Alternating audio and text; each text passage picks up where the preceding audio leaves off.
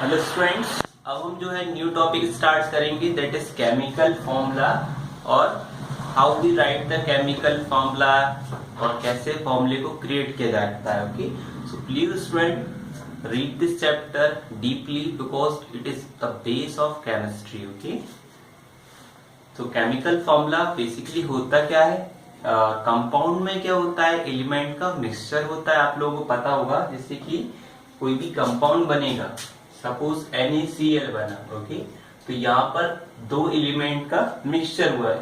दो से ज्यादा एलिमेंट का मिक्सचर, दो या दो से ज्यादा एलिमेंट का मिक्स कर जाता है तो क्या बन जाता है, कंपाउंड। ओके, तो केमिकल फॉर्मूला बेसिकली होता क्या है कि हमको जैसे अगर सोडियम क्लोराइड लिखना है तो हम पूरा सोडियम क्लोराइड न लिखकर उसको सिंबल के फॉर्म में रिप्रेजेंट कर दे उसकी कंपोजिशन को, तो वो क्या हो जाता है, केमिकल फॉर्मूला। जैसे सोडियम क्लोराइड को मैं सिंपल, मुझे पता है सोडियम का फॉर्मूला क्या होता है, Na सिंबल, और क्लोराइड का क्या होता है, Cl, तो मैं क्या लिख दूंगा, NaCl।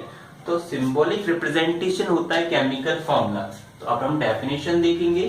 तो the chemical formula of a compound is the symbolic representation of its composition. मतलब कि कोई भी कंपाउंड, कंपोजिशन मतलब उसके जो एलिमेंट्स का जो मिक्सचर है, ओके, जिस एलिमेंट से वो मिलकर बना है, ओके, उनका सिंबॉलिक रिप्रेजेंटेशन।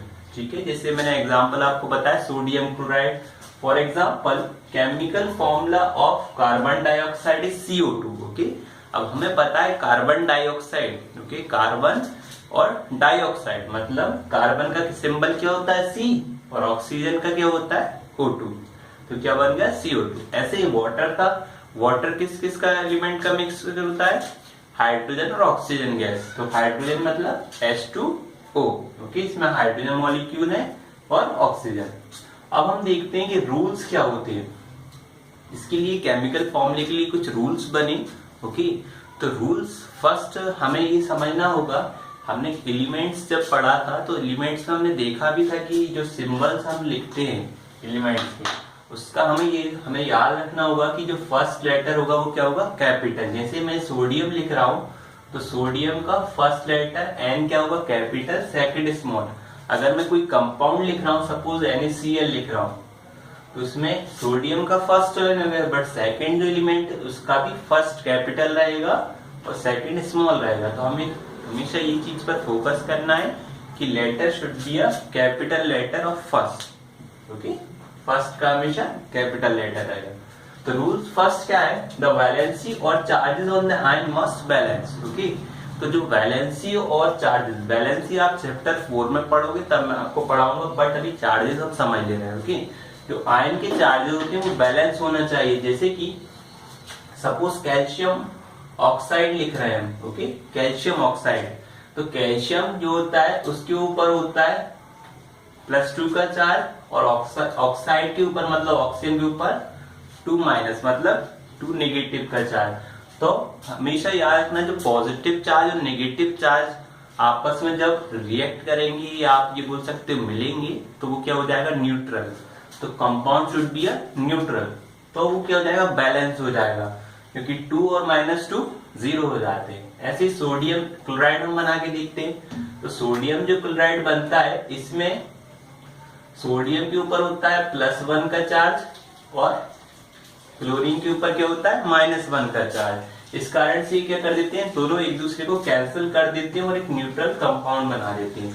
तो याद रखिएगा, जो कंपाउंड जो भी फॉर्म होगा उसमें जो चार्जेस ऑफ आयन रहेंगे must be balanced. Okay, second property है, when a compound consist of a metal and non metal, the symbol और name of the metal is written first. For example, calcium oxide CO, sodium chloride NaCl etc.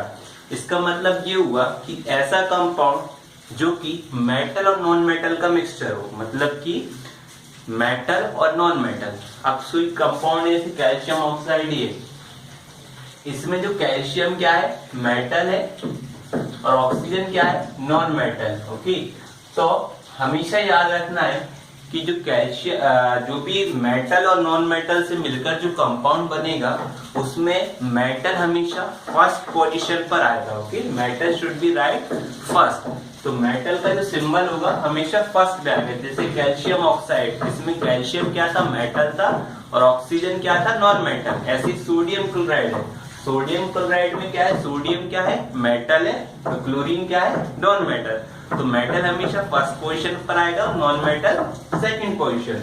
Third point है in compound form with the polyatomic ions. Polyatomic ions इससे पहले आप पढ़ चुके हो, ऐसे group of atoms containing a charge, मतलब group of atoms जो कि चार्ज कंटेन करते हैं उसको बोलते हैं पॉलीएटमिक आयन। तो ऐसे कंपाउंड जो कि पॉलीएटमिक आयन से मिलकर बने होंगे, तो उनका मैं आपको पहले थ्योरी पढ़कर बता दे रहा हूँ, उसके बाद आपको हिंदी में एक्सप्लेन कर दूंगा तो आपको समझ में आएगा। The number of ions present in the compound is indicated by enclosing the formula of ion in a bracket and writing the number of ions outside the bracket. For example, MgOH whole twice. In case the number of polyatomic ion is 1, the bracket is not required for example sodium hydroxide. अब हम यहाँ से example को समझेंगे कि है क्या actually में। सपोज सोडियम हाइड्रोक्साइड लिखना है, मतलब NaOH। ठीक है, ध्यान से देखिएगा। नंबर ऑफ एटम्स कैसे देखते हैं इससे पहले भी आपने सीख चुके हो, वैसे मॉलिक्यूलर मास पढ़ा है। तो अगर यहाँ पर एटम सेम हो, सपोज मैं यहाँ पर और कुछ भी लिख सकता हूँ, H2 लिख दीजिए, 4 लिख दीजिए, ठीक है।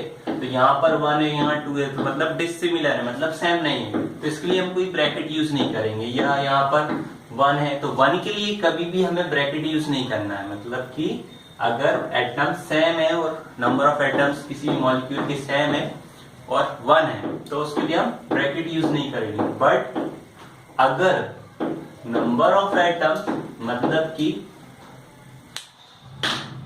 अगर नंबर ऑफ एटम्स जैसे कि OH ट्वाइस, ठीक है, MgOH मतलब मैग्नीशियम हाइड्रोक्साइड, यहाँ पर इसको जो लिखा जाता है वैसे तो ये होता ही है MgO2H2। अगर ब्रैकेट ओपन कर देंगे तो क्या बन जाएगा, ऑक्सीजन के 2 एटम और हाइड्रोजन के 2 एटम। ध्यान से देखिएगा, ऑक्सीजन के 2 और हाइड्रोजन के 2। अब यहाँ पर क्या हो रहे थे, नंबर ऑफ एटम सेम हो रहे थे और 1 से ज्यादा हो रहे थे।